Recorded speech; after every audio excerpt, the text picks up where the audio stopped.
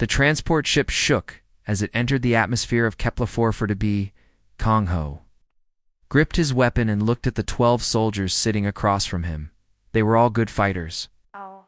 He had trained with most of them for months, but he knew this mission would probably kill them all. "Remember the plan?" he said to his team. "We get in, plant the bombs, and get out. The Vorth weapons facility must be destroyed. If we succeed, we save thousands of human lives." Ak! Min nodded. He was the youngest soldier on the team, barely 20 years old. "What if we get surrounded?" "Then we fight until we can't fight anymore," Kong Ho replied. "But we complete the mission first." The ship landed hard on the rocky surface of the moon. Through the small window, Kong Ho could see the massive Vorth facility in the distance. It looked like a giant metal spider sitting on the gray rocks.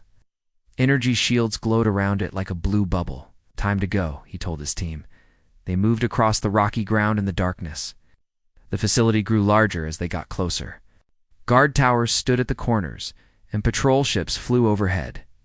The Vorth had built this place to be impossible to attack. Kong Ho's team reached the outer wall. Li Dong, their tech expert, worked on the electronic lock. After 10 minutes, the wall opened with a soft hiss. "We're in," Kong Ho whispered into his radio.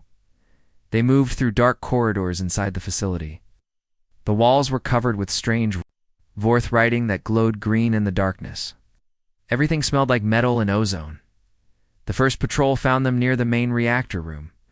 3 Vorth soldiers appeared around a corner, their 6 legs clicking on the metal floor. They were Tall and thin, with long arms that ended in sharp claws.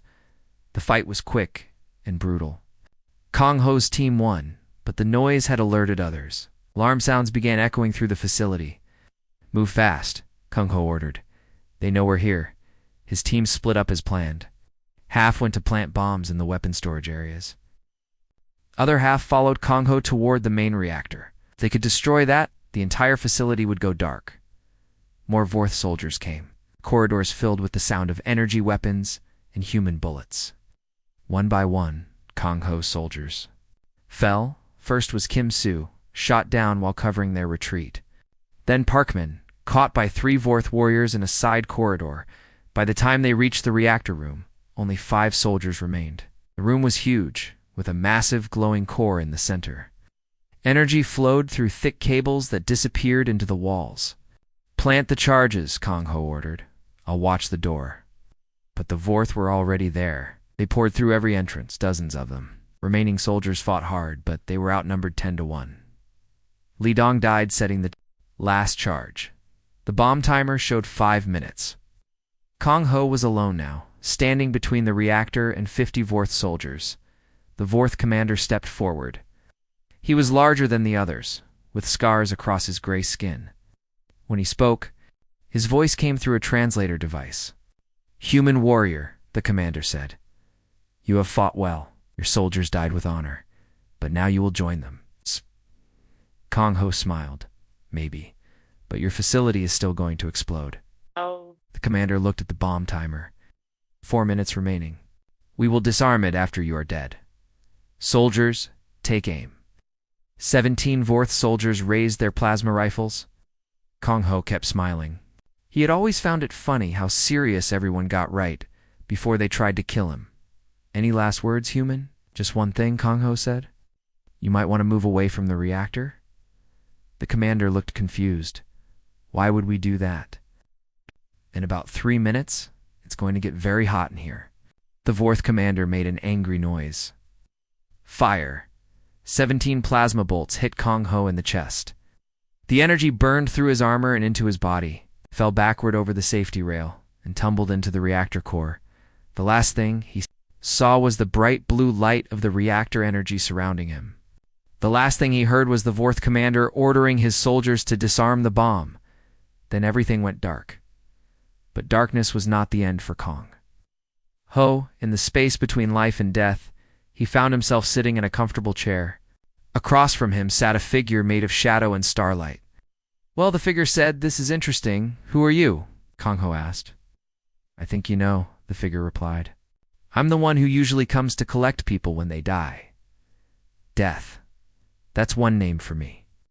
I have many names across many worlds, but you can call me that if you like. Hung Ho looked around.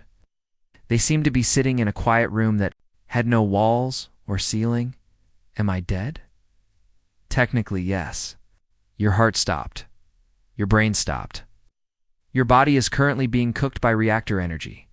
But here's the strange part. Death leaned forward. You're still talking to me?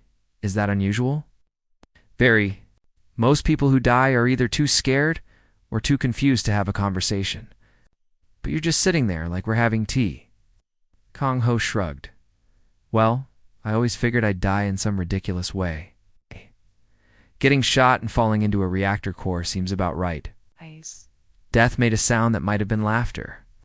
You're not what I expected from a human warrior. What did you expect? Begging, bargaining, demanding more time, the usual things. Would any of that work? No, then why bother? Besides, I completed my mission. The facility will explode in about 2 minutes. Your friends will be safe. Death was quiet for a moment. You really don't fear me, do you? Should I? You seem nice enough. Nice enough. Death repeated the words like they were strange. Yo, my existence, no one has ever called me nice enough. Maybe you haven't been talking to the right people. Maybe not. Death stood up. I should send you on to whatever comes next. But I find myself curious about something. What's that? What happens if I don't? Don't what? Don't take you. What happens if I let you go back? Kong Ho thought about it. I guess I'd have to climb out of a reactor core. It might be difficult. For most people, yes. But you're not most people, are you? I'm really not sure what I am anymore, and neither am I. And that's what makes this interesting. To the edge of the strange room, I'm going to try something new. I'm going to let you go back. But I want to continue our conversation later. Oh, I suspect you'll find a way to die again soon enough. You seem to have a talent for it. I suppose I do. Till next time then, Kong Ho. The darkness faded. Kong Ho opened his eyes and found himself floating in the middle of the reactor core. The energy that should have killed him was somehow healing his wounds instead. He could feel his burned skin growing back. Above him, he could hear the Vorth soldiers arguing about the bomb. The timer showed 30 seconds. Kong Ho began to climb. The reactor walls were smooth, but he found handholds in the energy conduits. He climbed faster than should have been possible, his body somehow stronger than it had been before. He reached the top just as the timer hit 0. The explosion started at the bottom of the reactor and spread outward. But instead of running, Kong Ho stood there and watched it come. The blast wave hit him and carried him upward. Through the facility's roof and into the sky. He should have been torn apart. Instead, he found himself flying through the air, laughing at the absurdity of it all. He landed in a crater 3 kilometers away, completely unharmed. The facility was gone. In its place was a smoking hole. The ground. Kong Ho stood up, brushed dust from his clothes, and began walking toward the pickup point. He was whistling an old song his grandmother had taught him when he was young. 3 days later, the rescue ship found him sitting on a rock, still whistling. The medics couldn't believe he was alive. The mission commanders couldn't believe he had survived 17 plasma bolts and a reactor explosion. How did you do it? They asked. Kong Ho just smiled. I had a good conversation with an interesting person. We're going to talk again soon. Nobody knew what to make of that answer. The mission was complete, and thousands of human lives had been saved. That was enough for now. What they didn't know was that across the galaxy, certain beings were beginning to whisper about the human who had laughed at death itself. And in the space between worlds, death was thinking about their conversation and wondering what would happen next. The war was far from over. But something had changed. Something that would echo through the stars for a very long time. 6 months after the Vorth incident, Kong Ho stood on the bridge of the frigate Morningstar. His new team had been assigned to patrol the dangerous Sector 7, where the insect-like Kellen hive had been attacking human ships. Contact on sensors. Called out Park Jin from the pilot's seat. He was a small man with quick hands and a nervous laugh. It's big. Really big. Lena looked up from her engineering console. She was the smartest person Kang Ho had ever met, with short black hair and eyes that saw everything. How big is really big? Kellen Dreadnought. 3 kilometers long? Armed with enough firepower to crack a planet? By their medic stopped, checking her medical supplies. She was quiet most of the time, but her hands could fix anything that was broken, including people. That's impossible. Our little ship can't fight something like that. Probably not, Kang Ho agreed. But we're going to try anyway. The massive Kellen ship appeared on their main screen. It looked like a giant metal insect, all sharp edges and glowing red eyes. Smaller ships swarmed around it like angry wasps. Ah, there. Scanning us, Lena reported, and they're laughing. At the Kellen feed on fear. They're detecting our terror and finding it delicious. Kunho smiled. Then they're about to be very disappointed. The Kellen commander's voice came through their speakers. It sounded like clicking and scraping, but their translator made it understandable. Tiny human ship. You will surrender now. We will consume your fear slowly. Counteroffer, Kang Ho said into the microphone. How about you surrender to us instead? The clicking sound got louder. The Kellen were laughing harder now. You amuse us, human. Your terror will be especially sweet. Sorry to disappoint you, but I don't really do terror. All beings fear death. Death and I are old friends. We have coffee together sometimes. The Kellen's ship fired a warning shot. The energy beam passed close enough to their ship to make the lights flicker. But instead of being afraid, Kang Ho started laughing. Did you see that? He asked his team. They missed us completely. Either they're terrible shots, or they're just showing off. Park Jin was gripping his controls so hard, his knuckles were white. Boss, that was a warning shot. The next one won't miss. We better not give them a chance to fire it. What's the plan? Lena asked. Kang Ho looked at the massive enemy ship on the screen. We're going to ram them. Ram them. Tsk. Voice cracked. With what? Our ship is like a mosquito compared to theirs. Sometimes a mosquito can bring down a giant. The Kellen commander spoke again. Human ship, you will prepare to be boarded. Our warriors will feast on your fear. Looking forward to meeting them, Kang Ho replied. I haven't had a good laugh in weeks. The Morning Star accelerated toward the Dreadnought. The Kellen ship fired its main weapons, but Park Jin flew like a madman, dodging between energy beams and missile explosions. The little frigate danced through the attack like it was performing a ballet. Impossible, the Kellen commander clicked. Your ship should be destroyed. You're not the first person to tell me that, Kang Ho said. They reached the Dreadnought's hull, and Park Jin slammed their ship into the side. The impact tore through both vessels. The Morning Star's hull cracked open like an egg. Hull breach. Lena shouted, We're losing atmosphere. Emergency suits. Yunbai called out, but it was too late. The bridge was already filling with the cold of space. Kang Ho felt himself being pulled toward the breach. He grabbed onto a console, but his grip slipped. The vacuum of space sucked him out of the ship and into the void. He should have died instantly. Space was cold and empty and deadly. But as he tumbled through the darkness, he found himself thinking about how beautiful the stars looked. The Kellen watched him drift away from their ship. They had sensors that could detect life signs, and they saw his body temperature drop too. Freezing, they saw his heart stop beating. They saw his brain activity cease. The human is dead, the commander announced to his crew. Collect the body for study. We want to know how he showed no fear. A smaller Kellen ship scooped up Kang Ho's frozen body and brought it aboard the Dreadnought. Examination table in their medical bay. The Kellen scientist began preparing his instruments. But as he reached for his first tool, Kang Ho sat up on the table. Well, that was refreshing, he said, brushing ice crystals from his hair. Nothing. Like a good float in space to clear your head. The Kellen scientist made a high-pitched shrieking sound and fell backward. Other Kellen in the room began clicking frantically in their language. Easy there, Kang Ho said, standing up from the table. I'm not going to hurt anyone. I just want to get back to my ship. Possible, the scientist whispered. You were dead. We measured it. No heartbeat, no brain activity, no body heat. That happens sometimes. Death and I have an understanding.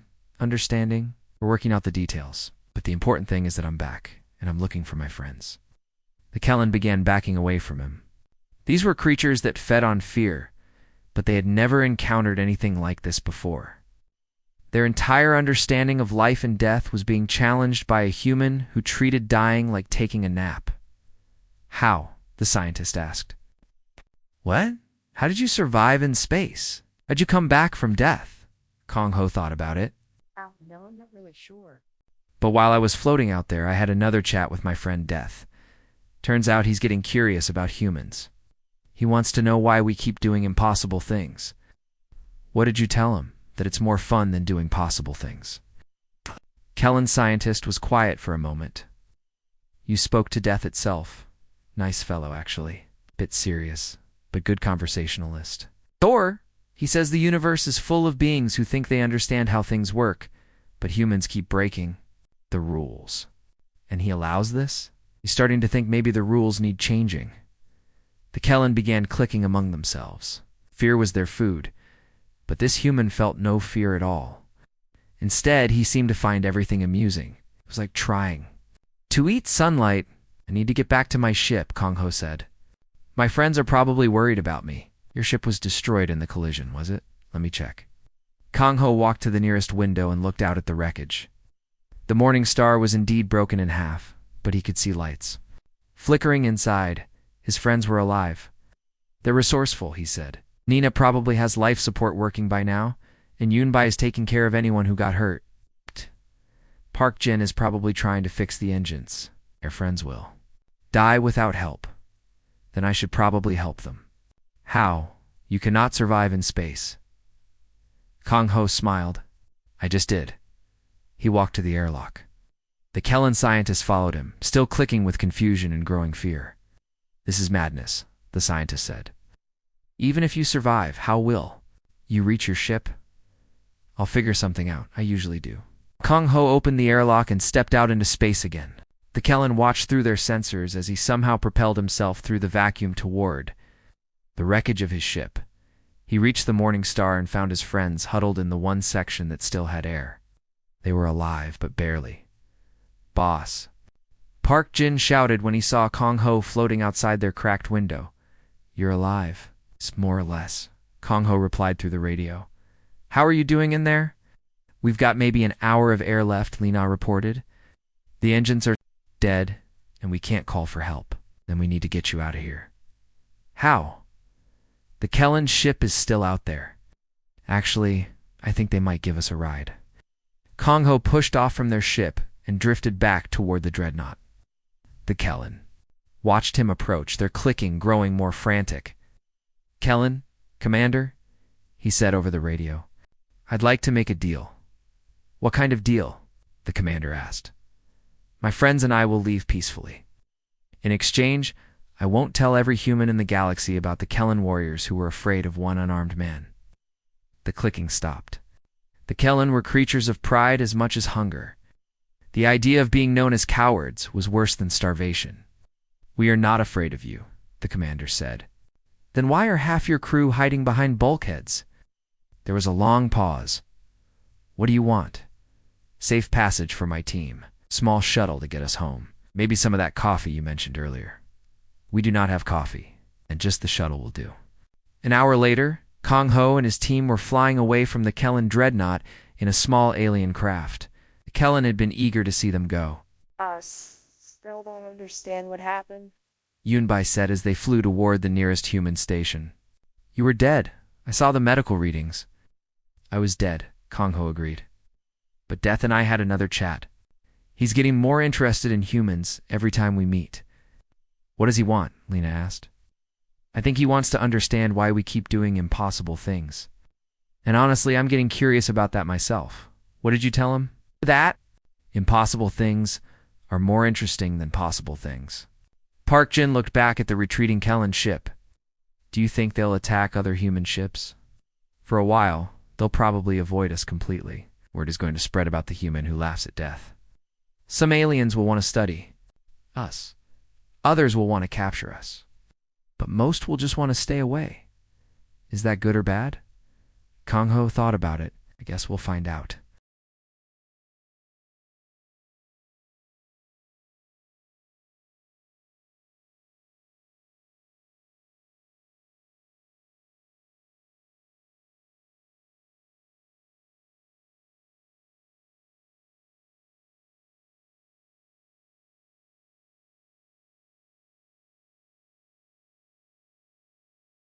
The neutral station Haven's Rest floated in the empty space between star systems. It was a place where different alien races could meet without fighting. Today, representatives from 5 of the galaxy's most powerful civilizations had gathered. For an emergency meeting, the Vorth Empire sent General Crix, a scarred warrior who had lost 3 facilities to human attacks. The Kellen Hive sent their prime thinker, a pale insect who rarely left their homeworld. The Nexus Collective sent Unit 7749, a machine intelligence housed in a metal body. The Zephyrian Republic sent Ambassador Vel, a tall blue-skinned diplomat. The Hegemony of Distant Stars sent Lord Commander Thane, a being made of living crystal. They all had one thing in common. They were afraid of humans. The situation is getting worse, General Crix said, his claws clicking on the metal table. The human they call Kong Ho has survived 17 plasma bolts, a reactor explosion in the vacuum of space. My scientists say it's impossible. Our warriors fled from him, the prime thinker admitted. Beings who have never known fear suddenly could not function. He laughs at death itself. Unit 7749's mechanical voice was flat and emotionless. Our calculations show a 0.001% chance of his survival rates. Yet he continues to defy mathematical certainty. Ambassador Vel leaned forward. The other human species are beginning to display similar traits, ships that should be destroyed. Limp home, soldiers who should be dead walk out of battlefields. It's as if the humans are teaching impossibility to each other. Lord Commander Thane's crystal body pulsed with worried light. If this continues, the natural order of the universe will collapse. Death will lose meaning. Physics will become suggestions rather than laws. General Crix stood up. Then we must act. Propose an alliance. All 5 races working together to eliminate this threat. You mean, eliminate one human? The prime thinker asked. If we can prove that Kang Ho can be killed, we prove that all humans can be killed. The psychological effect will be devastating to their species. Unit 7749 processed this information. Probability of success increases by 4,267% with combined forces. However, probability of his survival remains at 23.7%. That's still too high, Ambassador Vel said. Then we don't just try to kill him, Lord Commander Thane said. We make it impossible for him to survive. 3 weeks later, a message was sent to human space. It was addressed to Kong Ho personally. Human warrior, the message began. You have gained a reputation across the galaxy. Some call you the laughing ghost. Others call you the undying man. We call you a problem that must be solved, Kong Ho. Read the message on the bridge of the Morning Star. His team gathered around him. We represent 5 civilizations, the message continued. We challenge you to face our combined might on the dead world of Zarian Prime. Come alone, or we will begin destroying human colonies one by one. It's obviously a trap, Lena said. Obviously, Kang Ho agreed. But they're threatening innocent people. You can't fight 5 entire civilizations by yourself, Yunbai said. I probably can't, Kong Ho admitted. Pat.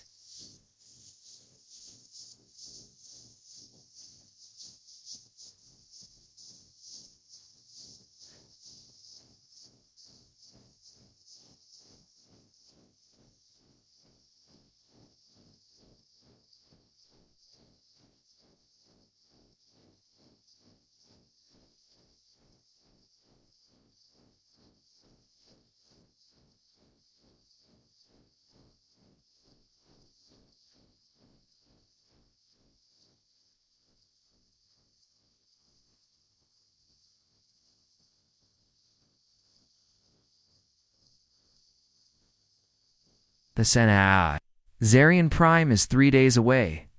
It's a dead system. There's no atmosphere, no life.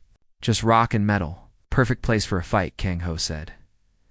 2 days later, he arrived at Zarian Prime. The planet was surrounded by ships. Hundreds of them, from all 5 alien races. They had brought enough firepower to destroy a small moon. Holy stars, Park Jin whispered. They really want you dead. It's nice to feel wanted, Kong Ho replied. A transmission came from the alien fleet.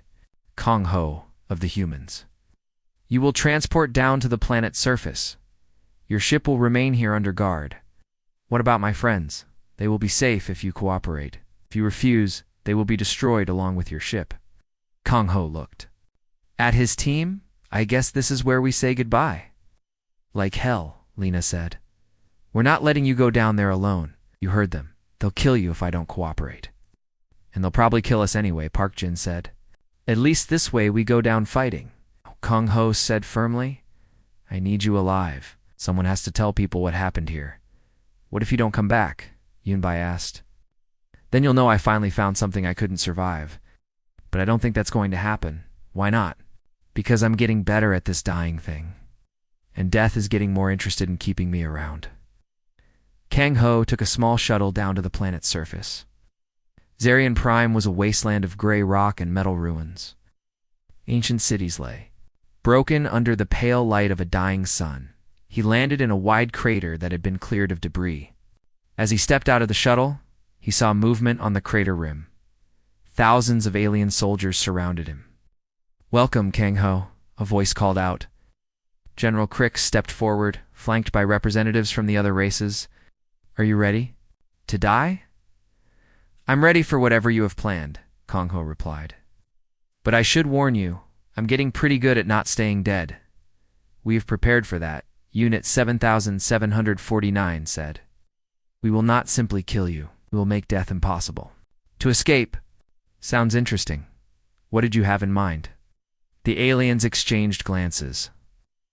Then they began their attack. First they dropped him into the system star. A massive ship grabbed him with tractor beams and hurled him into the burning plasma. Should have been vaporized instantly. But 20 minutes later, he came surfing out of the star on a wave of solar plasma, riding it like he was swimming in an ocean of fire. His clothes were smoking, but he was unharmed.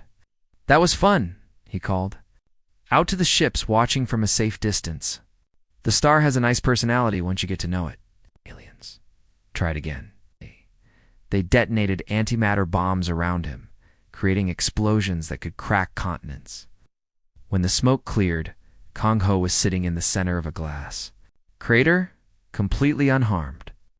He was holding a small flower that had somehow grown in the blast zone. Death says hello, he told them. We had a nice chat while you were trying to blow me up. They tried poison gas, acid rain, gravity weapons, and temporal distortion fields. Each time, Kang Ho survived in ways that defied every law of physics they knew. Finally, the aliens stopped attacking. They gathered in the crater around him, clicking, and humming and beeping with confusion. Ow. General Crix asked, How do you survive these things? I told you, Kang Ho said. Death and I have an understanding. What kind of understanding? Why don't you ask him yourself? The air in the crater began to change. It grew cold and dark, despite the pale sun overhead. The aliens felt something approaching that made their sensors scream warnings. Then death appeared. The entity materialized. As a figure of shadow and starlight shifting between forms like liquid night, some aliens saw a skeleton in robes. Others saw a dark angel. Few saw nothing but felt an overwhelming presence. Well, Death said, looking around at the assembled forces, this is quite a gathering. The aliens fell to their knees, or dropped, to the ground, or simply shut down their systems. They were in the presence of the ultimate force in the universe. You wanted to kill my friend here, Death continued, but I'm afraid I can't allow that. Why not? General Crix whispered. Because he's teaching me things I never knew before. Did you know that laughter can exist even in the face of absolute certainty? Did you know that hope can grow stronger when everything seems lost? We don't understand, the Prime Thinker said. Neither did I, until I started talking to him.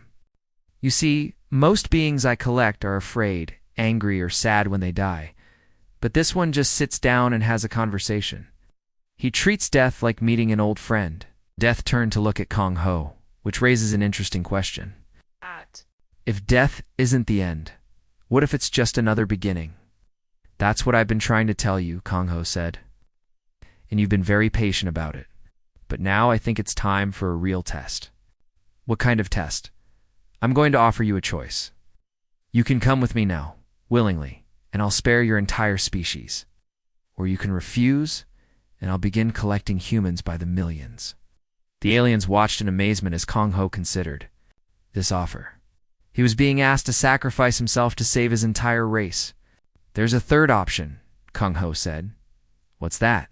Kid, listen to what I have to say about humans. Really listen, then decide if we're worth keeping around. Death was quiet for a long moment. You want to negotiate with death itself? What? Want to have a conversation with a friend? And if I don't like what you have to say, then I'll come with you willingly. But I think you'll find humans more interesting than you expect. Death looked around at the alien forces, then back at Kang Ho. Very well, but not here. This conversation requires privacy. Where? My realm. The space between life and death. But I should warn you, no living being has ever entered my domain. And returned. That's okay, Kong Ho said. I'll be the first. The aliens watched in shock as Death and Kong Ho disappeared together, leaving only empty air and the faint scent of flowers. Above them, in the morning star, Lina was frantically trying to track what had happened to her friend, but her sensors showed nothing. It was as if Kong Ho had simply ceased to exist. Where did he go? She asked. Somewhere impossible, Park Jin said. But if anyone can find their way back from there, it's him. How can you be sure? Because he's never met an impossible situation he couldn't laugh his way out of. In the space between worlds, Death and Kong Ho sat down for the most important conversation in the history of the universe. And for the first time in eternity, Death was genuinely curious about what would happen next. Kong Ho opened his eyes and found himself standing in a place that shouldn't exist. The ground beneath his feet was made of starlight, solid but glowing. The sky above him showed every star that had ever died, their light still traveling through endless darkness. Welcome to my realm, Death said, appearing beside him. Here, in his own domain, Death looked different.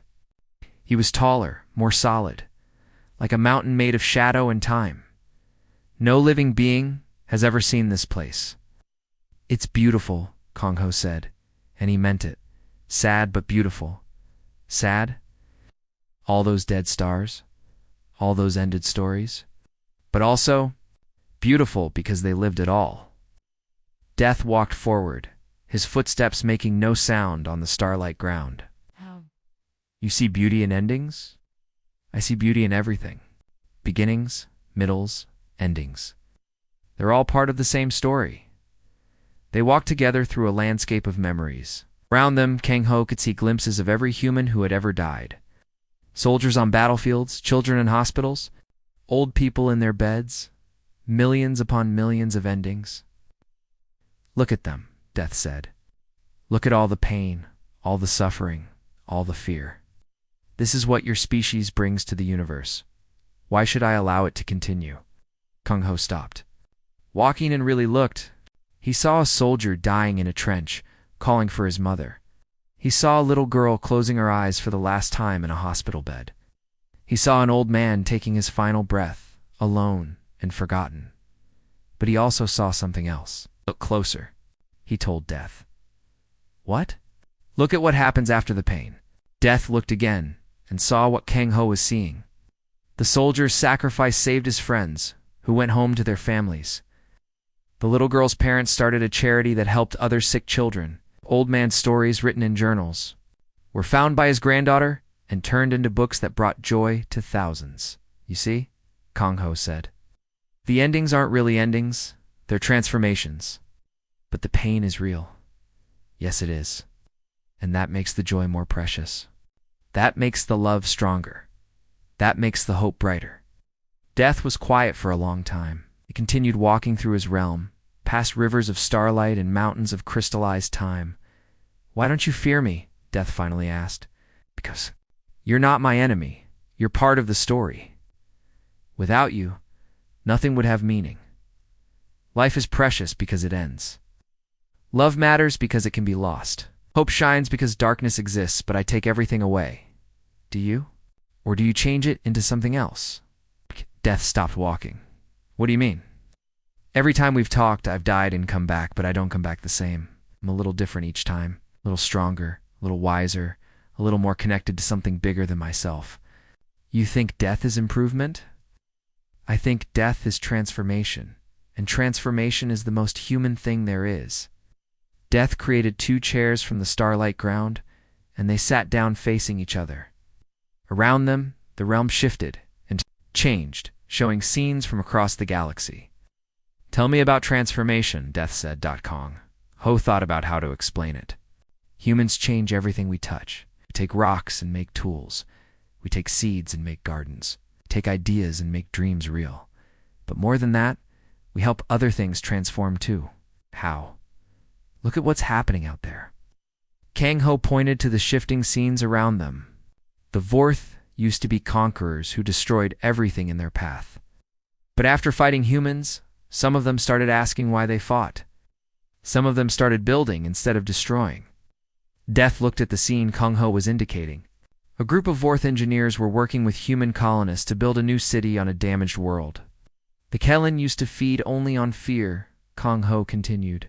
But after meeting humans who laughed instead of cowered, they started wondering what other emotions might taste like. Some of them are learning to feed on joy instead. Another scene showed Kellen artists creating beautiful sculptures with human teachers, their work flowing with happiness instead of terror. The Nexus Collective were cold machines who saw everything as data. But humans showed them that some things can't be calculated. Now some of them are trying to understand what it means to feel. A third scene showed a Nexus unit sitting with a human child, trying to understand why the child laughed when flowers bloomed. You're saying humans transform other species? We transform each other? That's what we do? We make everything around us more than it was before. Death leaned back in his chair. But what about the darkness? What about the evil humans do?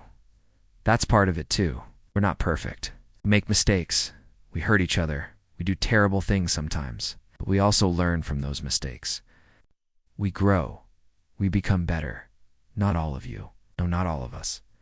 But enough of us. The ones who become better help the others transform too. Death was quiet again, thinking. In the distance, they could see more scenes playing out. Humans and aliens working together, fighting together, laughing together. You really believe this? Death asked. You believe that endings are just beginnings? No, they are. Every time I've died, I've come back with new understanding. Every time humans face extinction, we find a way to become something more than we were. And if I allowed your species to continue, what would happen? We'd keep transforming. We'd keep helping others transform. We'd make the universe a place where impossible things become possible. Even death. Especially death. Oh. Death stood up and walked to the edge of his realm, where the starlight ground met absolute darkness. For eons, I have been the end of all stories, but you're suggesting I could be something else. You already are something else. You're the bridge between what was and what will be. You're the force that makes transformation possible. And what would that make me? Kang Ho joined him at the edge of the realm, a gardener. A gardener. Someone who helps things grow by knowing when to let them end and when to let them begin again. Death looked out into the darkness beyond his realm. I would need to learn so much. I would need to understand life, not just death. That's what friends are for. Friends. You said it yourself. We have good conversations. And friends help each other learn new things. Death turned to look at Kang Ho. You would really be my friend. Even knowing what I am.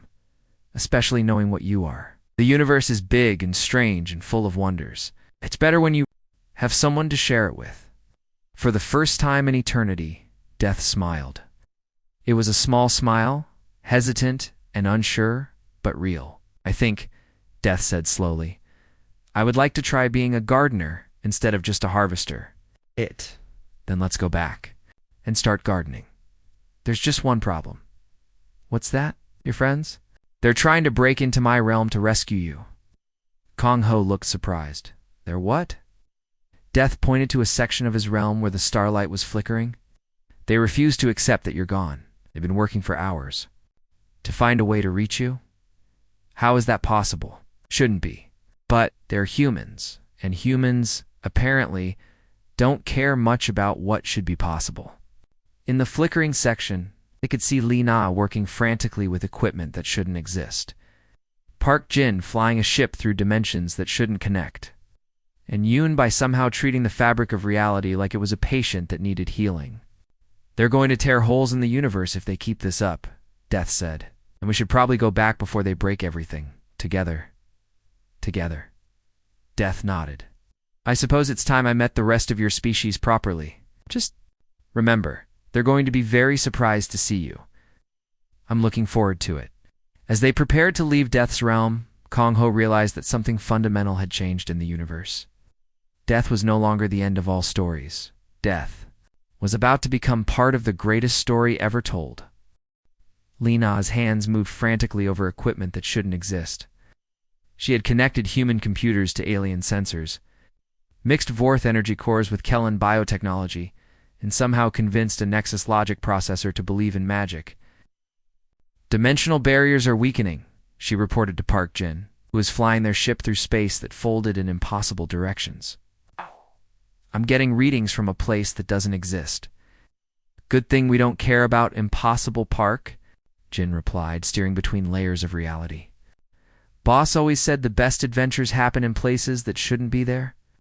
Yoonbai was working with medical equipment she had modified to treat wounds in the fabric of space itself. I'm detecting life signs from beyond the edge of everything. It's definitely him. How can you be sure? Because whoever it is just laughed, and that laugh echoed across 17 dimensions. They had been working for hours. Ever since Kong Ho disappeared with Death, the alien fleets above Zarian Prime had retreated in confusion, not sure what to do now that their target was gone. But Kong Ho's team refused to give up.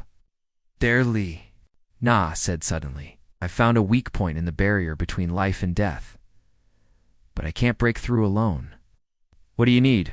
Park Jin asked. More impossibility. We need to do something so unlikely that reality has to pay attention. When the other ships arrived, first came a damaged Vorth cruiser, limping through space on failing engines. General Crix himself was on board, but he wasn't attacking.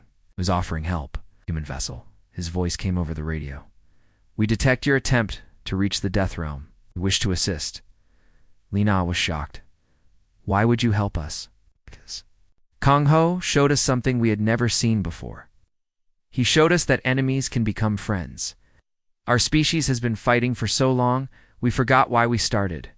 Perhaps it is time to try something different. Next came a Kellen ship, its biohull, pulsing with new colors that had never existed before. The Prime Thinker's voice was different too, filled with something that sounded like hope.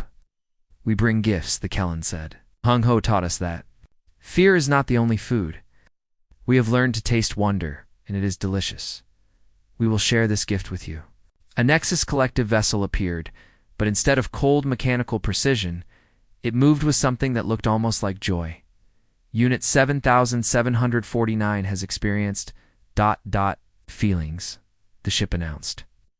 Probability calculations now include variables for hope, friendship, and impossible outcomes. We offer our processing power to your impossible task. Finally, ships from the Zephyrian Republic and the hegemony of distant stars joined the growing fleet. Ambassador Vel and Lord Commander Thane spoke for their people. Kong Ho showed us that different species can work together for something greater than themselves, Vel said. He proved that unity makes all things possible, Thane added. Li Na looked at the sensors showing dozens of alien ships positioning themselves around their small frigate. This is incredible. They're all here to help rescue him. Not just rescue. Yoonbai said quietly, Look at what's happening to them. She was right. The alien crews were changing before their eyes. Vorth warriors were sharing food with former enemies. Kellen drones were creating art instead of weapons. Nexus units were playing games with organic beings. Species that had been fighting for centuries were working together like old friends. He's doing it, Park Jin whispered. Even from wherever. He's still transforming everyone. Then let's get him back, Lena said. Everyone, focus your energy on these coordinates. We're going to punch a hole through the barrier between life and death. The combined fleet fired every weapon, projected every energy field. and broadcast every signal they had, all focused on the same impossible point in space. Reality groaned under the assault, and then it cracked.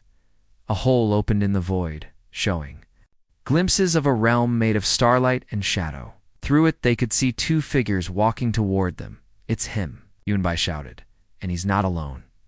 Kung Ho stepped through the crack in reality, followed by a figure that made every sensor scream and every computer crash. Death itself had entered the living universe. But death looked different now, less like an ending and more like a beginning. The shadow and starlight had softened into something that felt warm instead of cold. "Hello, everyone," Kong Ho said cheerfully. "Sorry to keep you waiting. We had a lot to talk about." The alien crew stared in amazement as death materialized fully in their reality. But instead of the terror they expected to feel, they found themselves curious. "This is my friend," Kung Ho announced. "We've decided to work together." "General," Crix was the first to find his voice. "Work together on what?" "It's making the universe a better place," Death replied, and his voice no longer carried the chill of endings.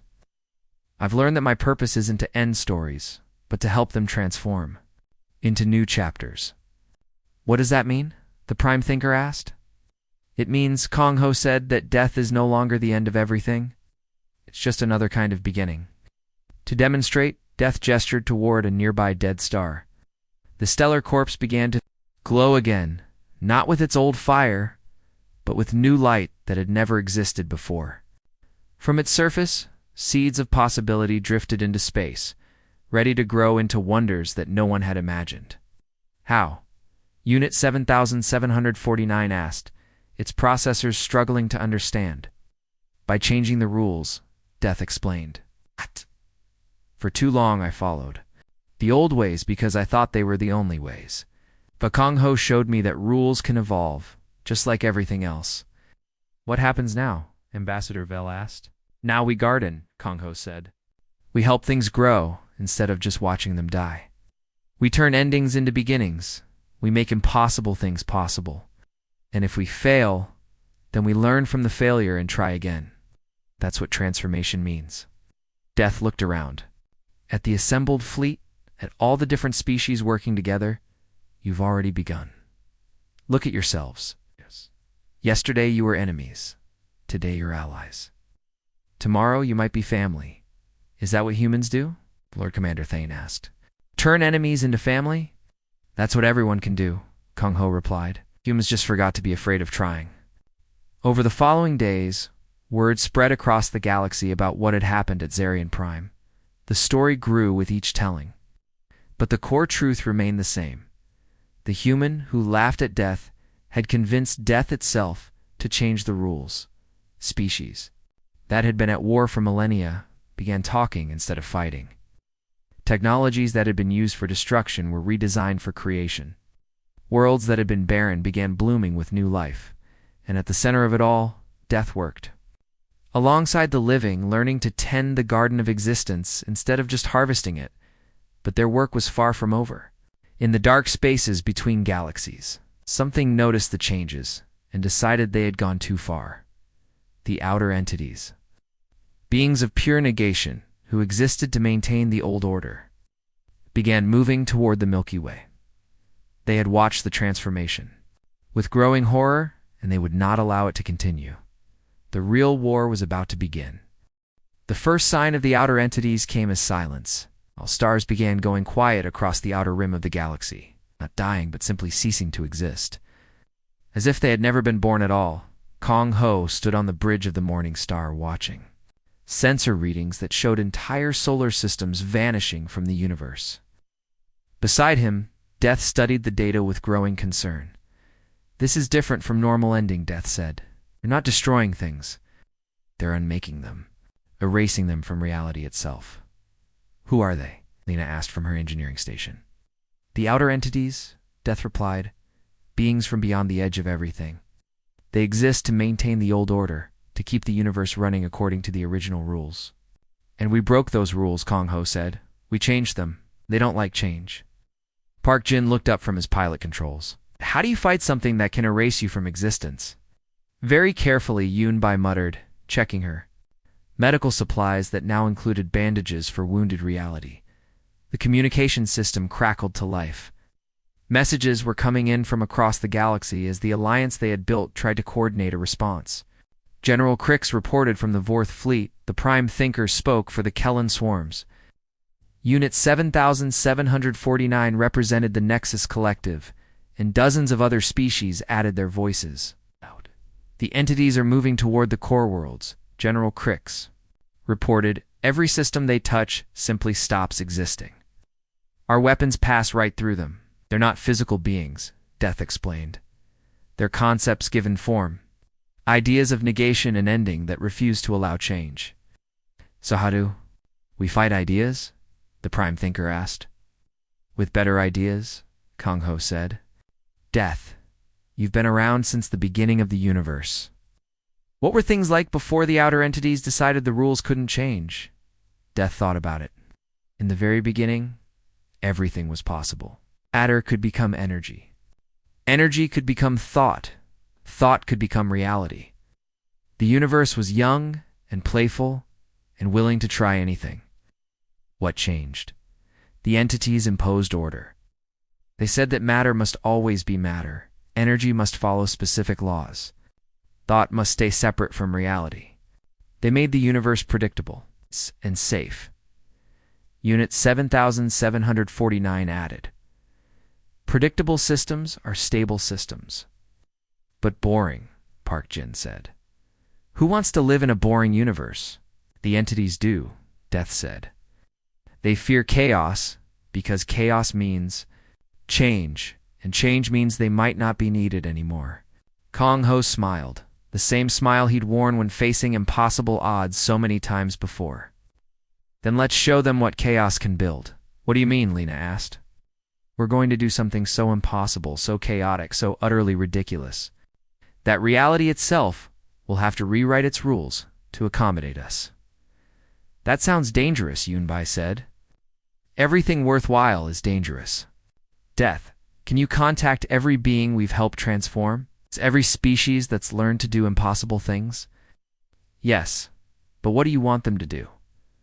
I want them to be impossible, all at the same time, in the same place. This expression grew thoughtful. You want to create a cascade of impossibility? Force the universe to choose between the old rules and the new ones. Exactly. The entities can unmake individual impossible things, but can they unmake an entire universe that's decided to be impossible? Over the next few hours, the message went out across the galaxy.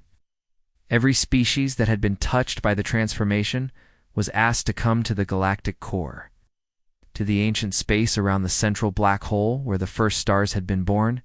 They came in impossible numbers. Vorth warriors who had learned to create instead of destroy. Kellan artists who painted with joy instead of fear.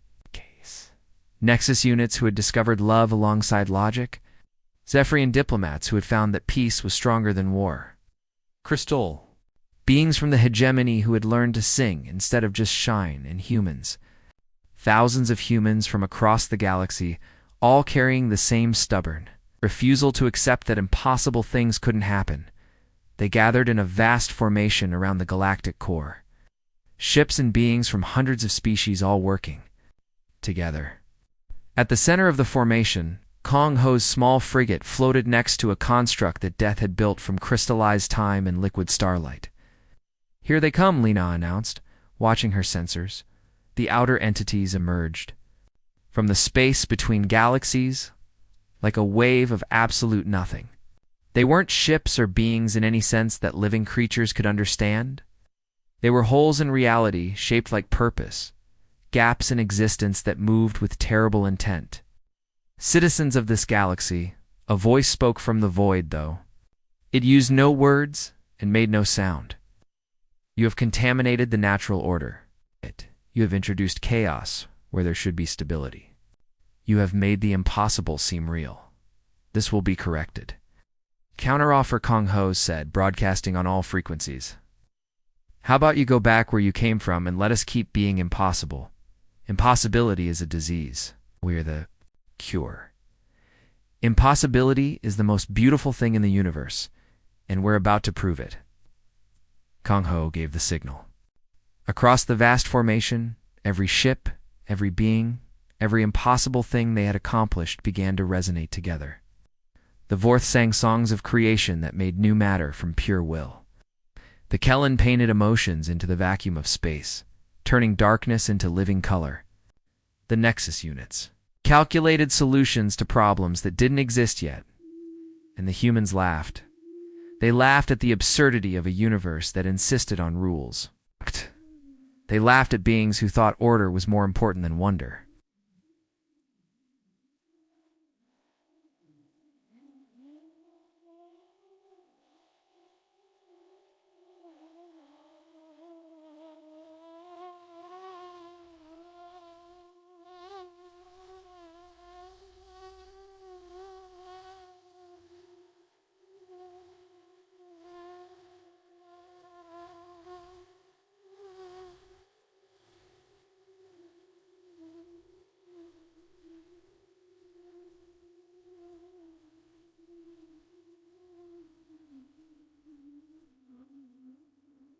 I want to remember on your window. At the idea that impossible things couldn't happen when they happened every day, the laughter spread. Other species began to understand the joke. The universe was so vast and strange and beautiful that trying to control it was like trying to hold back the tide with a teacup. The more you insisted it follow rules, the more creative it became in breaking them. The outer entities struck, tried to unmake the alliance, to erase each ship and being from existence. But something strange happened. Every time they eliminated something impossible, two more impossible things appeared to take its place. When they erased a Vorth ship that was singing matter into existence, the song itself became a ship made of pure music. When they eliminated a Kellen artist who was painting with emotions, the painting became a living being made of joy and color. When they removed a human who was laughing at the chaos, the laughter itself gained form and began telling jokes too. Nearby stars? This is not possible, the entity said, their voice showing confusion for the first time in billions of years. That's the point, Death said, appearing beside them in the void. Impossible things are possible when enough beings believe they are. You have betrayed your purpose. I've evolved my purpose. I've learned that endings can be beginnings, that death can be transformation, that even ancient rules can grow and change. We will unmake you as well. You're welcome to try. The entities focused their power on death, trying to erase the concept of ending from the universe. But something unexpected happened. As they worked to unmake death, they began to unmake themselves as well. Death was so fundamental to existence that removing it meant removing the very concept of removal. Interesting problem, Kong Ho observed, watching from his ship. You can't erase death without erasing the ability to erase things. And you can't exist without the ability to erase things. The entities paused, caught in a logical loop they had never encountered before. But there's a solution, Kong Ho continued. You could learn to do something other than erasing. You could learn to create instead of destroy. You could become gardeners. Instead of janitors, we do not create. We maintain order. Order is just one way of arranging things, but there are infinite ways to arrange infinite things. Why limit yourselves? Because chaos leads to destruction. No, said a voice from everywhere at once. It was the voice of the universe itself, speaking through the combined will of every impossible being in the galaxy. Chaos leads to creation. Destruction comes from refusing to change. The entities found themselves surrounded not by enemies but by teachers. Every species they had tried to erase was offering to show them new ways of existing. The Vorth offered to teach them how to build. The Kellen offered to show them how to feel. The Nexus units offered to help them calculate new possibilities instead of old certainties, and the humans offered to teach them how to laugh. For the first time in cosmic history, the outer entities faced a choice. They could continue trying to maintain the old order until they destroyed themselves in the process. Or they could learn to be something new. One by one, they began to change. The gaps in reality filled with possibility. The holes in existence became windows to new worlds. The beings of pure negation discovered that affirmation was much more interesting. What happens now? General Crix asked, watching Impossibility. Become the new normal. Now we build, Kung Ho said. We explore. We create things that have never existed before. We turn the universe into the biggest, strangest, most wonderful story ever told. And if we make mistakes, then we learn from them and try again. That's what stories are for. Death, now serving as the universe's chief transformation specialist, smiled as he watched new possibilities blooming throughout the galaxy. I never thought I'd say this, but I'm looking forward to seeing what happens next. That's the beauty of impossible things, Kong Ho replied. You never know what's coming, but you know it's going to be interesting. The Morning Star turned toward the open galaxy, where infinite adventures waited. Behind them, the alliance they had built continued to grow and change and become more than anyone had thought possible. And throughout it all, echoing across space and time and dimension, the sound of laughter reminded the universe that the best stories were the ones where anything could happen. In the end, that was humanity's greatest gift to the cosmos, not the ability to survive impossible odds, but the wisdom to know that impossible odds were just the beginning of the most interesting parts of the story. The universe had learned to laugh at its own rules, and in that laughter, infinite new possibilities were born. Somewhere in the space between what was and what could be, Death and Kong Ho continued their conversation, planning the next chapter in the greatest story ever told, the story of a universe that had learned to be impossible and loved every minute of it.